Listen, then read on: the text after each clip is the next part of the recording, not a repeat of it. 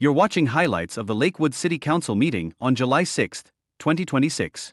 Follow your local governments at cgov.org. The committee turned to a thorny new challenge: how the city should catch up with the surge in bikes and e-scooters on local streets and paths. Next order of business, update to code amendments regarding bike infrastructure. Specifically, at the time, shared use code, path code amendments kind of came out of the Bunce Road project as a way of how we're going to police and regulate that path, but this has quickly grown into a much larger issue that's affecting all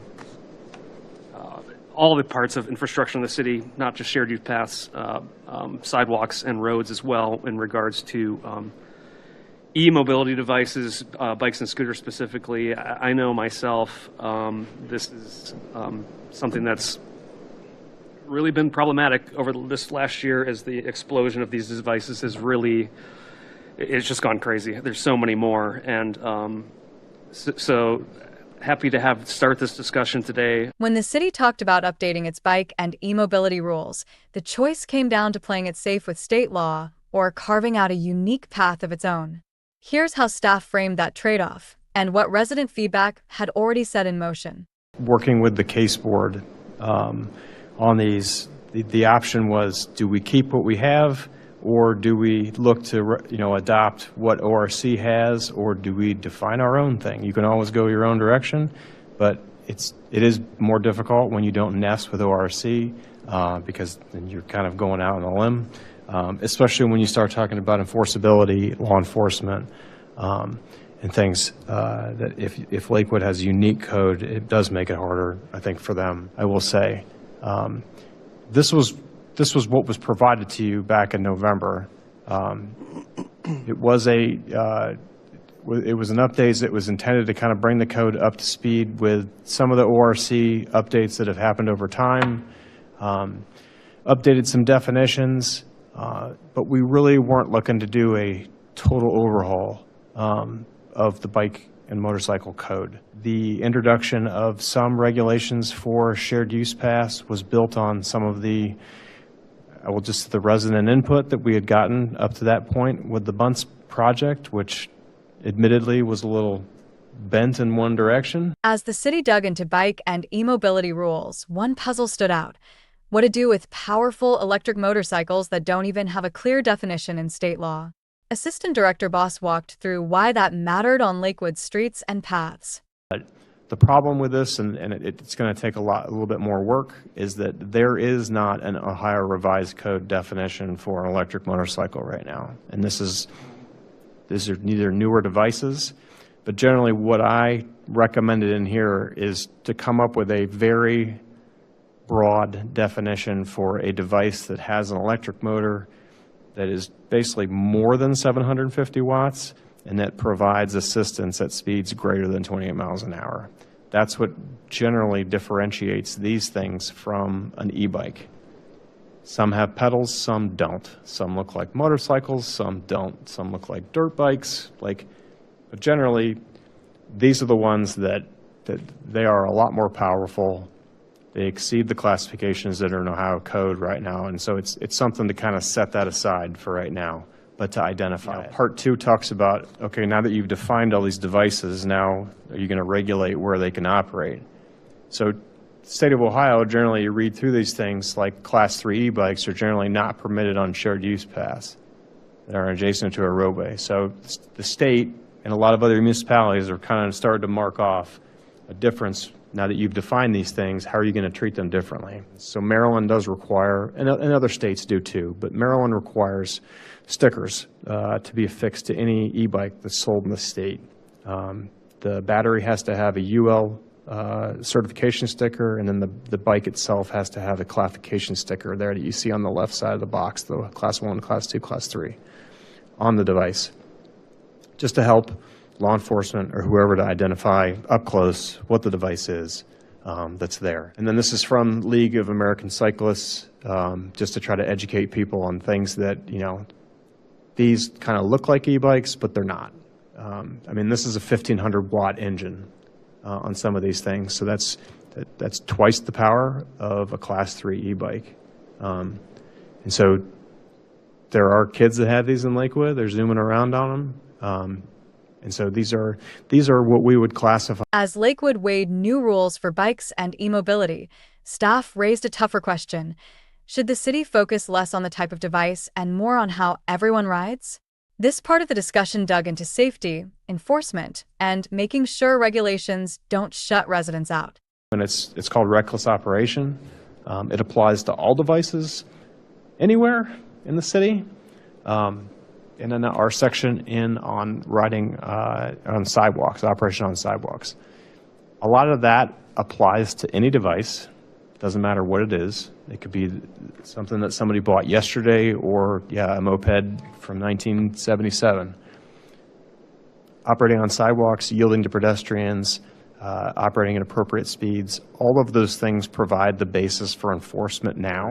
Should we take more of a holistic approach to just the rules of the road and proper operation of all devices, on a shared use path, all devices in a bike lane or something to that effect, so that you're not putting police in or you're not putting expectations in position of residents saying you're not supposed to ride that there. So because you don't want regulations also to be a barrier to people, to a senior citizen who needs an e-bike to go out and ride.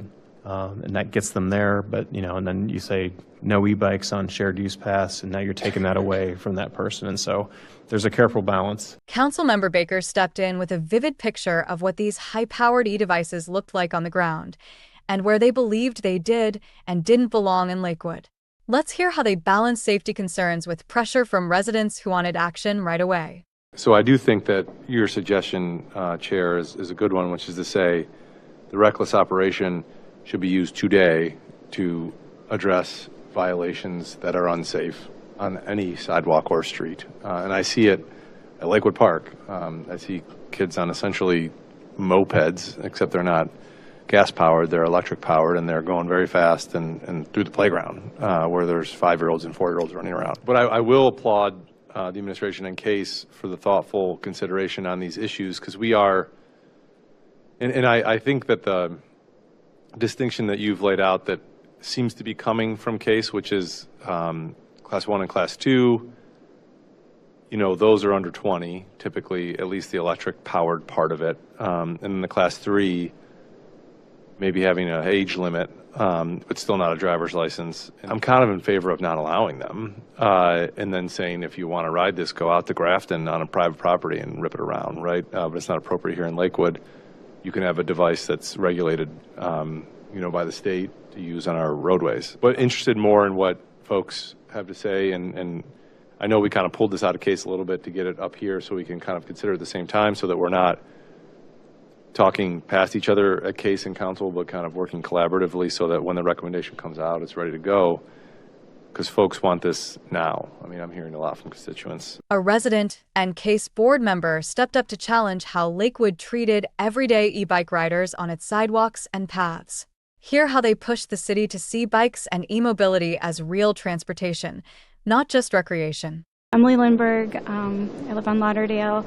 I am part of the CASE board, but tonight I'm just speaking on my own behalf. So for instance, if you were riding your device, one of these devices, like a Class 1 e-bike, on the sidewalk, and maybe it is a little wider than a traditional bike, you could be cited right now, even if you were going 5 miles per hour, and being conscientious of pedestrians and giving an audible signal.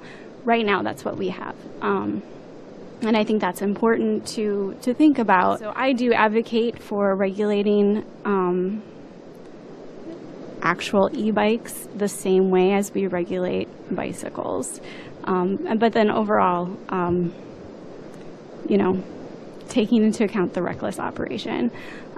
Because I don't want to see pedestrians getting killed or, pushed aside or injured or anything like that.